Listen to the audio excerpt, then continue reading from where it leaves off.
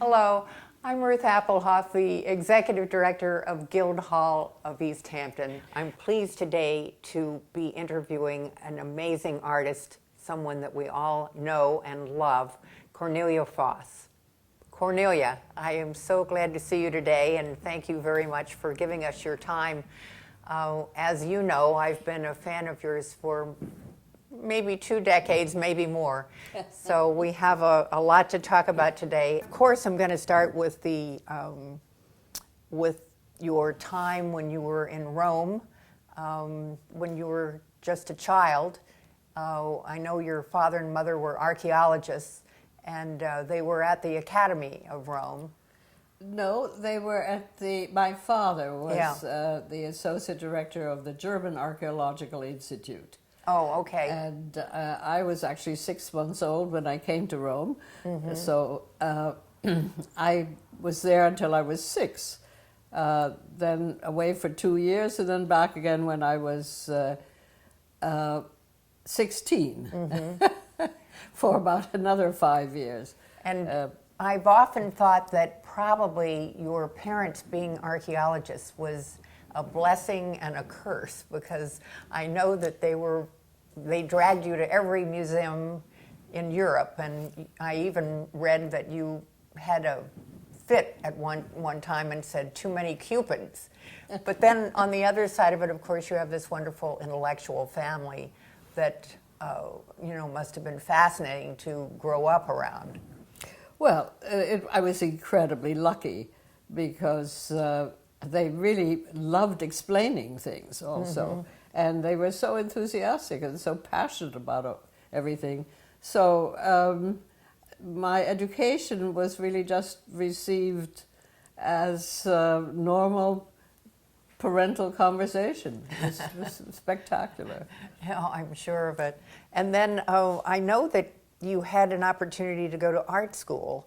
And in fact, I understand that that was somewhat your idea at a very young age to go to the university to take courses. Well, actually, it was not my idea. The teachers decided that I should be allowed to go to the university 3 times a week. Yeah. And I was ecstatic. I just was so pleased about that. And my teacher at that time was Stephen Green, who was a wonderful teacher, extraordinary, who later taught at the Art Students League, where I teach now. Yeah, yeah. So when you say he was extraordinary, and I know that you, have always said that he was one of your original inspirations, what is it that he told you that kind of got you on the path? And was that the moment when you decided you were going to be an artist? I think I decided that when I was about 5. Okay, 5.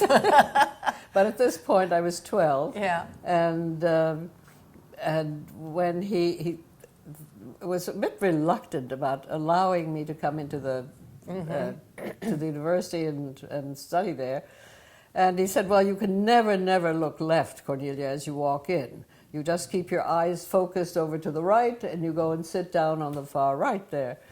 And I said, "Well, why is that?" And he said, "Well, because the nude model is on the left." And I thought that was very funny, having grown up in Europe and seen all these beautiful nudes all over the place, not live ones, I'm talking about the ones in paintings. Of course, yeah. But at any rate, he had me sit there and copy Holbein drawings. And that was spectacular. And he was very, very severe. And kept saying, no, this is really dreadful. You've got to start over again. Oh, boy. And this went on for, I think 2 years. And Did you ever so take a grateful. peek? Did you ever take a peek to the left? I don't remember. I did take a lot of peeks at a beautiful mural by Stuart Davis that was above the door as you walked in. And that was an inspiration, I have to say. But he was a great teacher. Yeah, yeah. Oh, that's wonderful. And I think you've had some other wonderful experiences in school as well, both in Europe and then here in the United States. When did you come to the United States and why? Well, I came here with my mother to join my father when I was 8 in 1939. And I came because I would have been put in a gas oven and killed if I hadn't been, if I hadn't come here. So my mother was Jewish, and therefore I was half Jewish. My father was not Jewish.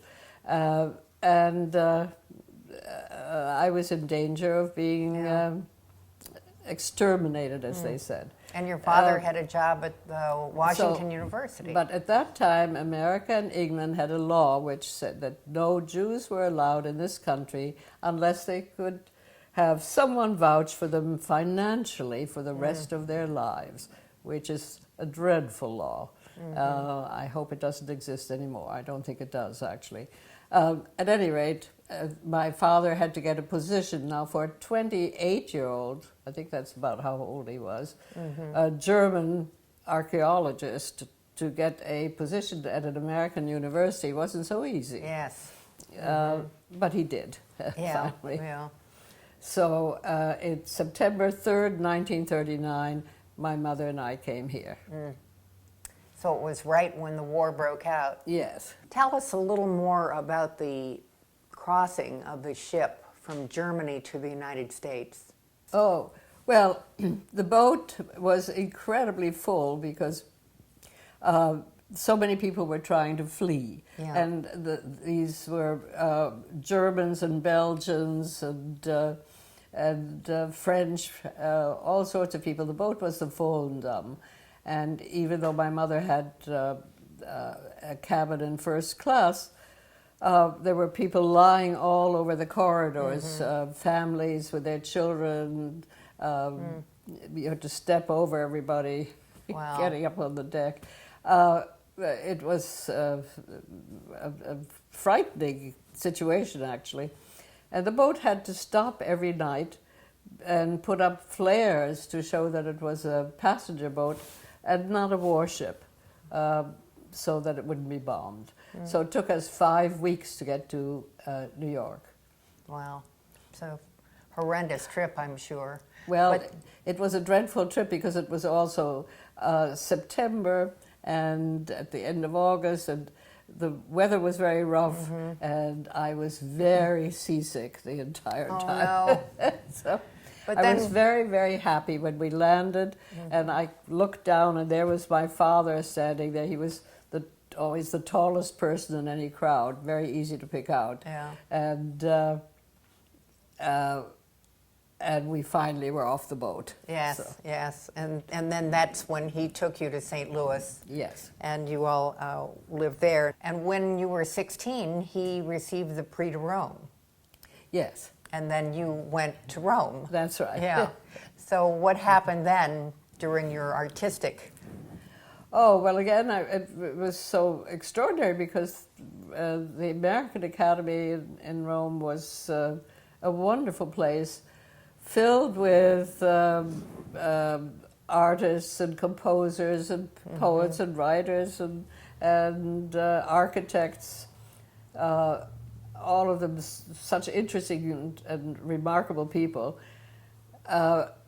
And conversations at lunch and at dinner were extremely lively. And one of your professors was Venturi. Yes, of course. well, I was going to the university, Rome University, and studied with Leonello Venturi. So that must have been quite an exceptional education that you had even at that point when you were so young. Well, I was very lucky. Yeah, well, Extremely lucky. there's probably some talent there too. But now tell me how you moved from sculpture. You wanted to be a sculptor, right? Yeah, well, yes. To painting. In the beginning, I think it was also a little bit due to my father, because my father said, well, if you must be an artist, then at least be a sculptor. Because in that way you could at least earn a bit more money with all these wonderful statues that you could make for public places. Wasn't something that appealed to me exactly. And after I broke the nose off for the third time of a marble statue that I was working on. I thought, no, this really is not too for much. me. Besides, I could see how much fun all the painters were having with all these beautiful colors. So Yes. But while you were a sculptor, you won a prize, an international award for sculpture. That's true, I did, yes. So that's quite amazing. Heaven knows what would have happened. But it was soon thereafter that you met Lucas, your husband. Yes. Who was such a wonderful composer, conductor, and pianist.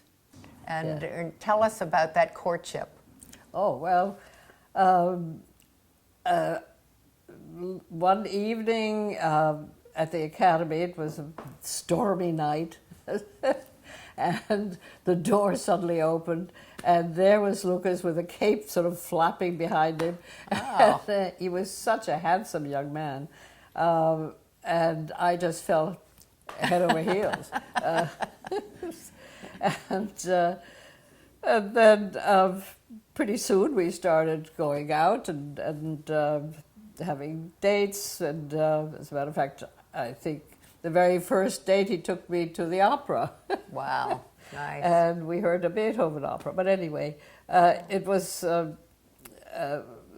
extraordinary courtship and went on for about a year, and then we got married. Well, it's remarkable that you had such a wonderful partnership with Lucas all these years. Oh, Tell me a little bit about how you all inspired each other. I know in reading about you that you all didn't interfere with each other's work, that occasionally he would ask you about some music, but he rarely would say anything about your painting. Well, once in a great while I would ask him something and he would say, well, you know, it wouldn't be any good for me to have an opinion about it. I know nothing about it. So that was the end of that. And we really respected each other too much to interfere. And it worked out perfectly that way. Yeah. But I'm suggesting that maybe you all inspired each other in other ways. Yes. Well, you know, I was quite a bit younger than Lucas. And I had never, even though my father worked very hard, I had never seen anyone work as hard as Lucas. Yeah. So it was an enormous inspiration. He would get up at 7 in the morning, start work as soon as he'd had breakfast, and go on, have 15 minutes for lunch, go on working until dinner, and then go on until 1 and 2 in the morning. It was absolutely amazing. And the kind of concentration and the focus was so astonishing. I was just bowled over when I first saw this. And when he was 27 years old, he was invited to UCLA to be a professor there. That's correct. And then while you were there, you took some courses there as well. No, actually, I didn't take any courses at the university, but I did go to the Cannes Institute, which was an art school, and had terrific teachers there. Among them, well, Rico Lebrun actually was not teaching there anymore, but I studied with him separately. And I have to interrupt and say that I knew Rico Lebrun very well because when I was teaching at Syracuse University, he was the artist in residence there. Oh, yes, of course. Yeah, yes. wonderful man. It was a great privilege to know him. Yes. So how did he inspire you? Oh, he was remarkable. He came in one day and said, Cornelia, what on earth are you doing painting all these incredibly large, huge paintings with figures running around in them? And he said, look at you. You're this wraith-like creature. You're so... in those years, I was still very thin. And he said, look, go look in the mirror. Now, could you please tell me why on earth you'd be painting paintings like this? I want you to paint 50 self-portraits. I said, could they be drawings? He said, yes, okay, drawings. So I did 50 drawings that were self-portraits and began to realize what he meant. So that has led you then to grandiosity was something that I've dropped very Rubens quickly was after not that. Yeah. in your future, but I think actually that there's a key there that you learned from him that I see in your work now. And I think there's something very, very real about your paintings that is that you go beyond what actually the object is. You know, you're not painting that object. That object and you are one and the same. So that landscape is you, and you are there, and whatever you're painting, there's a presence there that reminds me of the abstract expressionists and, thank you. their Yeah. approach. Yeah. So I'm wondering, did that ever occur to you? Well, of course, everyone, you know, we're all so influenced by everything that's around us. Yeah. And also things that are there before we were there. Abstract expressionists were a huge influence on the painters who came after. That doesn't mean that we're also abstract, but there are certain elements that you can use. It seems to me that your relationship with the painting process itself, though, is very much an abstract expressionist approach. You're right. Yeah, Absolutely. I see that. Yeah. And it's exciting to see that too. Now, I thought I would ask you about the fire in Los Angeles because that was such a traumatic Yes, that part was of quite your life. dreadful. Well, that was, you mean also about the show that I was going Yes. to have? Yes. Well, at one point, the head of the art department at UCLA called me and asked me to have an exhibition at the new gallery that the university was starting. And I was thrilled, of course. Said, of course, yes. And he said, well, do you think you could have 28 paintings for us? 20 or almost 30. We've just figured out we could have about 25, 30. And so I said, yes, absolutely. And I had plenty of paintings. And so I hired a truck and had all the paintings brought there. And then about, a week before it was supposed to open, he called me back and said, I have terrible news. I'm so sorry, Cornelia. And I said, well, what? And he said, well, we've just discovered that the gallery is being run by drug runners. And we've had to close the gallery. And I advise you to hire a truck and immediately get your paintings out of there. So I did. I hired a truck, and it was on a Sunday.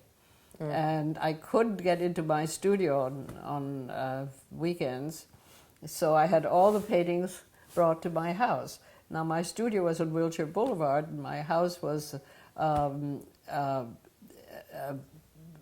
Air. And so the next morning, I went off to the studio, and my mother was visiting. I was pregnant. And Lucas was in New York doing a rehearsal because he was about to well, he wasn't conducting, Leonard Bernstein was conducting, but he was about to do a concert with the New York Philharmonic. And as I was working, one of my friends came running into my studio and said, Cornelia, you've got to stop painting, take a look. And we all had sheets over our windows in those years because the light was so strident that you had to shield it. Just to be able to see what you were doing, you had to have sheets over the windows. And I pulled the sheet aside and I saw that the entire sky was blood red, just a horrible color of red. Yeah. And came out, and the heat was indescribable. It was about 110 degrees. Wow. Yeah. Half of Los Angeles was on fire. It was really dreadful. It was a huge, huge fire. It's still called the Big Fire of 1962. And I went to get our son at the nursery school there. All the mothers were running around like mad trying to find their children, and everybody was hysterical. And I got Christopher, and then I went to get my mother, who was having her hair done, and finally got up to the house. And the house was there, but it was insanely hot. So we stayed only a few minutes, and I tried desperately to find this piece that my husband had been working on, but I only found a part of it, and took 2 little tiny paintings that I could just quickly put in the car, and because we had a large dog as well. Oh, that had great. to fit in there. And we all went back down the hill again. And one of my husband's students was there 15 minutes later, because I knew what time it was when I left. And he was there, and there was nothing there anymore, just a chimney. All the houses exploded. Oh, my God. The gas exploded because of the heat. So Terrifying. the entire street had burned except for one little tiny house that was across the street from ours. But My God. everything else was gone. So then there was a big change in your life, and that then you and Lucas went to New York. Well, the sad thing was that, all the paintings that I'd done for the last few years had gone. So I'm very interested in what happened when you got to New York, and that circle of artists that you began to learn about and know. You mean in Fairfield Porter's circle? Yeah. Well, of course, Fairfield Porter was considerably older than I was, and I was sort of the baby of that group. And I was so in awe of his paintings that I never really dared talk to him. But I certainly admired his paintings. But there were many other painters. Of course, Bill de Kooning became Yes. a good friend. Well, I was going to mention that because that goes back to the abstract expressionist, energy that you have in your work that I think is very important. Well, he was a great painter. Yeah, really, really great. And then, of course, tell me about coming out to the Hamptons. You first came out just, on vacations, but then you actually came and purchased a house. Well, actually, Lucas and I never had a vacation. Oh, well, sorry. So, Overstated that. but Fisdale and Gold, they were a duo piano team, had asked us if we wanted to rent their house, which was right on Mecox Bay on Flying Point Road. And we said yes, and we came out there on, again, it was with terrible thunderstorm, and lightning and thunder, pouring rain. And the house was a beautiful old farmhouse, but a rickety old farmhouse. It's been since redone, so it's no longer rickety, but in those years it still was. And I thought, good heavens, what have I done here? Brought us out to the wilds of nowhere. Well, of course, it turned out to be not at all the wilds of nowhere. In the morning, there was this beautiful, beautiful bay, and the ocean behind it, and these fantastic colors. And I just fell in love with it. I know that you not only are a landscape painter, but you also are an amazing portrait painter, and often paint your own family. In fact, there's a very famous portrait of Lucas that I love very much. But how did that happen? How did you move from landscape to portrait, or were you always doing both? Well, every so often, yes, I did do portraits, and I was commissioned to do them every so often.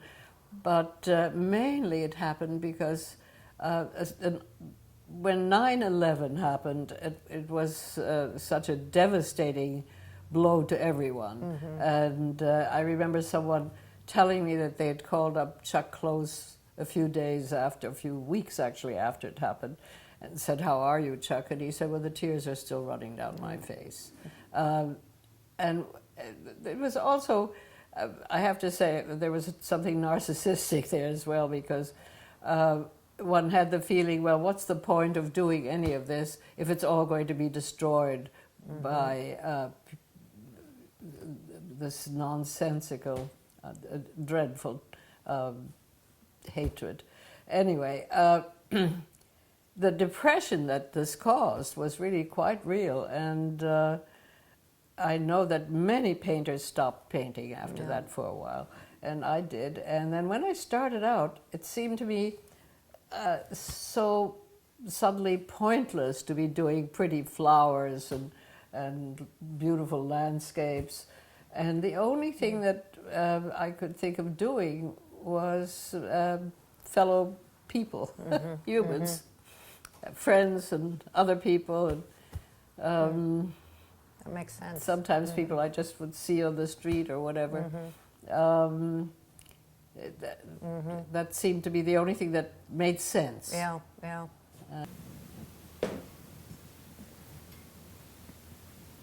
Cornelia, I think it's important that we now bring your painting up to date. What are you doing now? What is inspiring you today? You have just recently had a book written about you. You had an exhibition at Guildhall. Thank you very much for that. Peter Marcel Gallery is your gallery out here, and you've had, just a fantastic life of exhibitions and prominence in the art world. What stands out the most? Oh my goodness. Well, when it comes to recent things, of course, the Guildhall exhibit was I'm very grateful for, and it was beautifully hung, and it was terrific. But as Aaron Copland said once, when someone asked him what he'd been doing, he said, more of same, more of same. Well, and so that's a wonderful, more of the same, because I remember reading that when you were 23 years old, you were in a group show at the Museum of Modern Art, and they actually purchased the work that you exhibited there. Yes, it's true. But strangely enough, I didn't see the group show. They had some sort of a competition for drawings, and I sent in my drawing, and it was accepted and shown, and they kept the drawing, and I've never seen it since. Oh, well, we'll have to go together and ask to see it. But I thought that was an indication of how amazingly talented you are, and that since age 4 or 6, when you decided to be an artist, until now, it's been an amazing career, and I just thank you so much for the great work that you do, and for sharing it out here with Guildhall and our community. It's just been a pleasure. I think that in closing it's important to also mention that while there are many artists that have inspired you, that you are now inspiring many other artists. And that is the gift that you give us. So thank you. Very nice to hear. Thank you. That's lovely. Well, you're welcome.